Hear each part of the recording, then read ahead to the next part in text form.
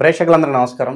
ఈరోజు మన స్టూడియోలో ప్రముఖ ఆధ్యాత్మికవేత్త, వేదిక్ ఆస్ట్రాలజర్ అవినాష్ దాస్ గారు మనతో ఉన్నారు. గురుగారితో మాట్లాడేద్దాం. నమస్కారం గురుగారు.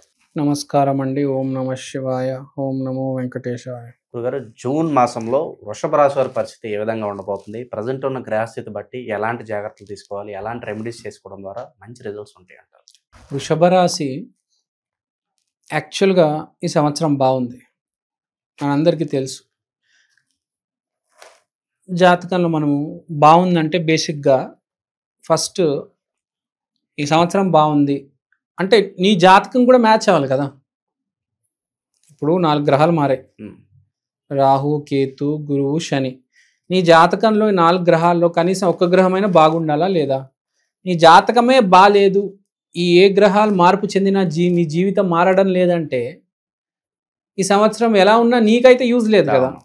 కనీసం ఒక్క గ్రహం బాగున్నా, ఫర్ ఎగ్జాంపుల్ నీకు రాహు బాగుంది, రాహు బాగుంటే చాలు. ఒక్క గ్రహం బాగుంటే జీవితం మార్చేస్తుంది. నీకు ఒక గిఫ్ట్ ఇచ్చేసి వెళ్తుంది ఈ సంవత్సరం రాహు. పోని కేతువు, పోని శని, పోని గురువు, ఏ గ్రహం బాగాలేదు. ఈ 4 గ్రహాల్లో ఏ గ్రహం బాగాలేదు, నీకు యూజ్ ఏంటి? ఎన్ని గ్రహాలు మారినా కదా, అది తెలుసుకోవాలి. ఇప్పుడు చాలామంది ఏమంటారంటే వృషభ రాశి వాళ్ళు, మీరు బాగుంది బాగుంది అంటారు, మా జీవితం ఏం మారలేదంటే మీ గ్రహాలు కూడా ఒక మాదిరిగానే ఉన్నాయి. వాళ్ళ జాతకంలో ఎలాంటి దశ నడుస్తుందో మనకు తెలియదు. వాళ్ళ దశ బాగాలేదు అంటే వాళ్ళ గ్రహాలు బాగాలేవు.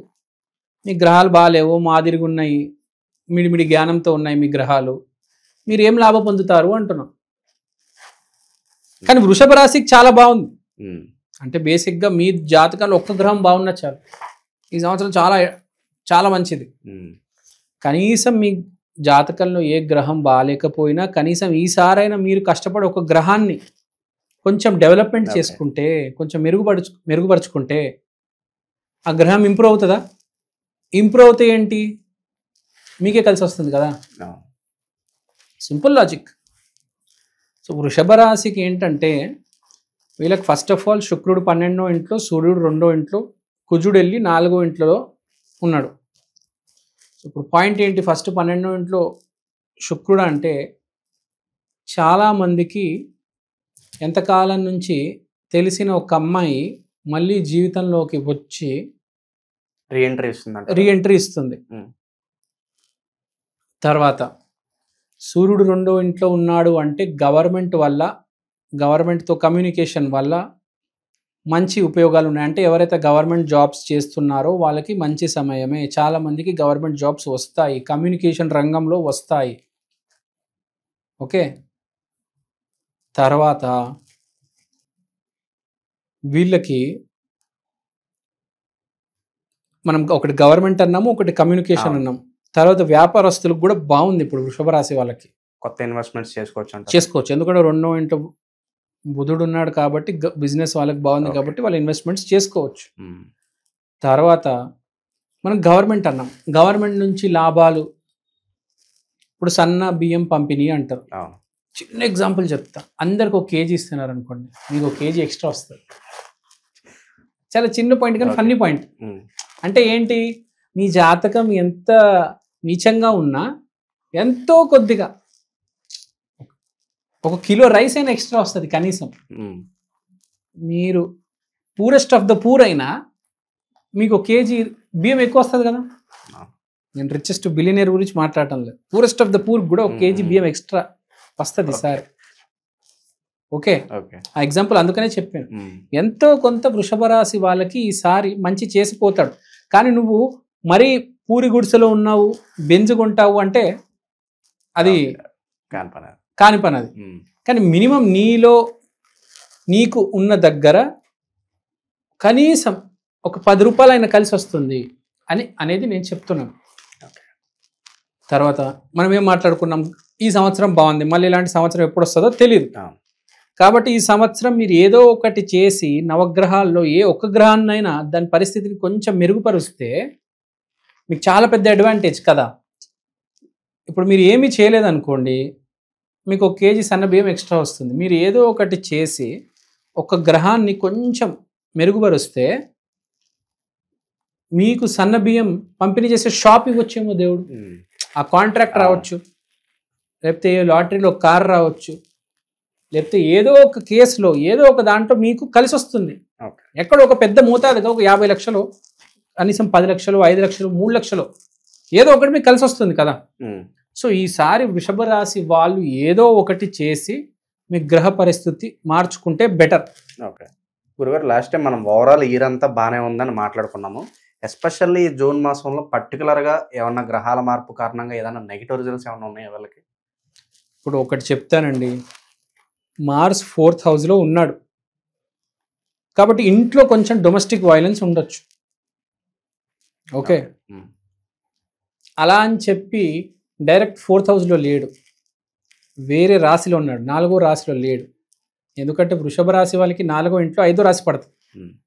సో డొమెస్టిక్ వైలెన్స్ కొంత వరకు ఇంట్లో ఉంటుంది. ఇంట్రెస్టింగ్ విషయం ఏంటంటే 10వ ఇంట్లో వీళ్ళకి రాహు ఉన్నాడు కాబట్టి ఈ సంవత్సరం ఎదగడానికి విపరీతంగా ప్రయత్నిస్తారు, కింద మీద పడతారు. ఏది దేనికైనా రెడీ అండి వీళ్ళు. ఏదేమైనా నేను డబ్బులు సంపాదించాలి ఈసారి సంవత్సరం ఫిక్స్ అయి ఉన్నారు వీళ్ళు వృషభ రాశి వాళ్ళు. వాడి గ్రహస్థితి బాగుందంటే అసలు వాడిని ఎవడు ఆపలేడు భూమి మీద. వాడి గ్రహస్థితి బాగాలేకపోయినా కూడా వీడు ప్రయత్నం అయితే చేస్తాడు.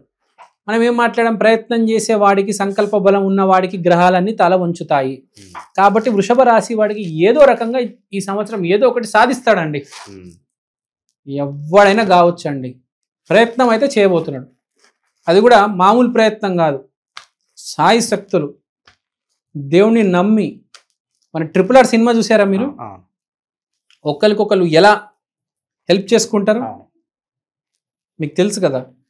ప్రయత్నం, ఒక సహాయం కూడా కోరుకుంటారు వీళ్ళు. దేవుడా, నేను రాముడు లాంటి వాడిని అయితే నాకు ఒక ఆంజనేయ స్వామి కావాలి.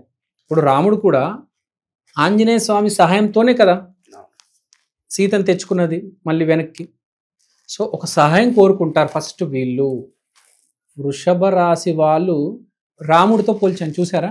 రాముడు ఎన్ని ప్రయత్నాలు చేశాడు, ఎంత సంకల్పం ఆ మనిషికి ఉంది. ఆ మనిషి, రాముడు అనే మనిషి ఇప్పుడు దేవుడు, ఒకప్పుడు మనిషి. కాన్ఫిడెన్స్ మొత్తం కోల్పోతే జాంబవంతుడు అన్నాడు, నువ్వు కాన్ఫిడెన్స్ కోల్పోకు, నీకు ఎంత స్టామినా, నీకు ఎంత పొటెన్షియల్ ఉందో నీకు తెలియదు, అసలు నువ్వు ఎవడో నీకు తెలియదు, అసలు you don't know who you are. తెలియదు అతనికి నిజంగా అతను విష్ణుమూర్తి అవతారం అని జాంబవంతుడు చెప్తే అప్పుడు అతను గ్రహించి ఆంజనేయ స్వామి సహాయంతో ఎంత పెద్ద కార్యం చేశారు కదా. ఒక పెద్ద రాక్షసుడిని చంపేశారు, లేకపోతే వాడు ఎన్ని అనర్థాలు చేసేవాడు. సో మానవ ప్రయత్నం కాదు, రాక్షస ప్రయత్నం చేస్తారు వీళ్ళు. రాక్షస ప్రయత్నం అంటే మామూలు ప్రయత్నం కాదు. ఏదేమైనా చేసి వీళ్ళు డబ్బులు సంపాదిస్తారండి. They are going to fight hell and heaven to earn money. Labour పని చేస్తారు, మేస్త్రి పని చేస్తారు, డ్రైవర్ చేస్తాడు, డాక్టర్, ఇంజనీర్, ఏ పని, IAS, IPS ఏ పని అని చేస్తాడు వీడు. ఈ సంవత్సరం వీడు డబ్బు సంపాదిస్తాడు కంపల్సరీ. వీడిని ఎవడు ఆపలేడు, అంత ధైర్యం ఎవడికి లేడు, వీడికి ఎదురు ఎవడు పోలేడు. కాబట్టి భయపడొద్దు, ఏది జరుగుతుందో అది యాక్సెప్ట్ చేయండి అంట. మీ ప్రయత్నం మీరు చేయండి, స్టార్టింగ్ లోనే చెప్పాను నేను. ఆ ప్రయత్నానికి తగ్గ రిజల్ట్స్ అయితే 100% ఉంటాయి అంటారు. ఇన్ కేస్ యోగం ఉంటే, జాతకం బాగుంటే. అదే నేను మళ్ళీ అదే చెప్తున్నా, రిజల్ట్ గురించి మాట్లాడొద్దండి. Don't talk about result. ప్రసాద బుద్ధి అంటే ఏంటి, ఏదొచ్చినా దేవుడు ప్రసాదంగా యాక్సెప్ట్ చేసి హ్యాపీగా ఉండడం. మీకు వచ్చే రిజల్ట్ మాత్రం మంచి రిజల్టే వస్తుందని చెప్తున్నా. మీ గ్రహాలు బాగాలేకపోయినా మీరు గనక సంకల్ప బలంతో ప్రయత్నం చేస్తే తూచా తప్పకుండా గ్రహాలు కూడా తల వంచి మీకు మంచి రిజల్ట్ ఇస్తాయి. అందుకనే చెప్పారు ఈ సంవత్సరం వృషభ రాశి బాగుందని. మీకు బాగుంది, మీరు ఆలోచించొద్దు, ముందుకు వెళ్ళిపోండి. గురుగారు, ప్రజెంట్ ఉన్న గ్రహస్థితి బట్టి చాలా మంచి ఫలితాలు ఉన్నాయి. ఏ పని మొదలు పెట్టినా కూడా మంచి పాజిటివిటీతో ముందుకు వెళ్ళాలంటే వీళ్ళకి ఎలాంటి రెమెడీస్ అవసరం అంటారు? ఒకటే చెప్తాను, సంకల్ప బలం కావాలి కాబట్టి సంకల్పం అంటే కార్తికేయ స్వామి. కార్తికేయ స్వామి కాలు గట్టిగా పట్టుకోండి చాలు. సంకల్పం అంటే అతనే గుర్తుకొస్తారు. అతని కాలు పట్టుకోవండి, అతను చూసుకుంటారు. మీరు కూడా ఎక్కడ తగ్గొద్దు, ఎదురు తిరగండి అంతే సిచ్యువేషన్కి. ఇంకోటి భయపడి డిప్రెషన్ తెచ్చుకొని ఇంట్లో ఖాళీకి కూర్చోద్దు. మీ వల్ల ఏం కాకపోతే ఒకటి గుర్తుపెట్టుకోండి, ఆంజనేయ స్వామిని ఆరాధించండి. దేవుడు నాకు మీ సాయం కావాలి, మీ మనిషిని పంపించండి అని చెప్పండి. మీరు రాముడు అయితే మీకు ఆంజనేయుడు వస్తాడు. మీరు ఓడిపోయారంటే ఆ సిచ్యువేషన్ చెప్తున్నా, మీరు దాటేస్తారు, మీకు ఆటోమేటిక్గా ఆంజనేయ స్వామి గెలుస్తారు. కానీ ఒకవేళ మీరు అన్ని హోప్స్ వదులుకున్నారు అంటే అప్పుడు నేను చెప్పింది చేయండి. అడగండి ఆంజనేయ స్వామిని మీ మనిషిని పంపించమని. Okay, no need to worry, extreme confidence. So వృషభ రాశి వారికి మంచి గుడ్ న్యూస్ల మీద గుడ్ న్యూస్లు చెప్పారు. హోప్ఫుల్లీ ఇయర్ అంతా వాళ్ళకి బాగా కలిసి రావాలి మనస్ఫూర్తి కోరుకున్న గురుగారు. ధన్యవాదాలు. ధన్యవాదాలు.